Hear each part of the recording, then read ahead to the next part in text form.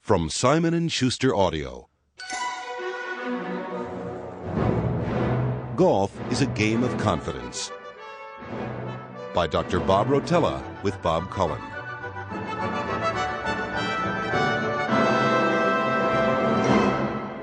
Read by Dr. Bob Rotella. Golfers sometimes ask me for my definition of confidence. I've been fortunate enough to spend more than 20 years working with athletes as a head coach, a trainer of the mind. For about a dozen of those years, I've been teaching and coaching professional golfers. Here is one of the best definitions I've come up with. Confidence is playing with your eyes. The eye of the confident athlete zeroes in on the objective. The brain and the rest of the body simply react. The basketball shooter doesn't give herself a lecture on the mechanics of pushing a ball through the air. The pitcher doesn't mentally rehearse the motions of the shoulder, arm, elbow, wrist, and finger that produce a slider. The trap shooter needn't ponder how to coordinate the movements of his torso and his trigger finger.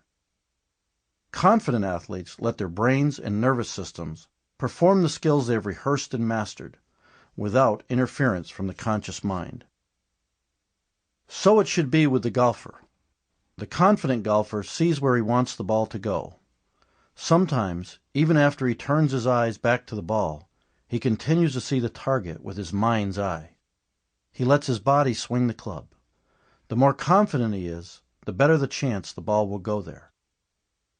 Most golfers experience confidence only occasionally and only haphazardly. They normally play in a state of barely repressed tension. Their swings and scores reflect it. But now and again, for reasons they do not understand, things fall into place. They hit a couple of good shots, sink a putt or two, and suddenly they feel confident.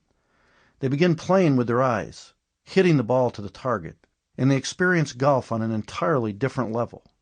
They string pars and birdies together. They glimpse their potential as golfers. I teach all golfers that they are endowed with free will. They can control their thoughts. In fact, they are responsible for their thoughts. They can choose to think confidently. They can take this confidence with them every time they go to the golf course, and they can have it from their first swing to their last. But it takes an honest commitment to develop confidence. I have found that simply stating this premise does not persuade a lot of people. They are not accustomed to thinking the way great golfers think. They can't believe confidence is something they can control and learn. I've found that stories teach more effectively than lectures on. Sample complete. Ready to continue?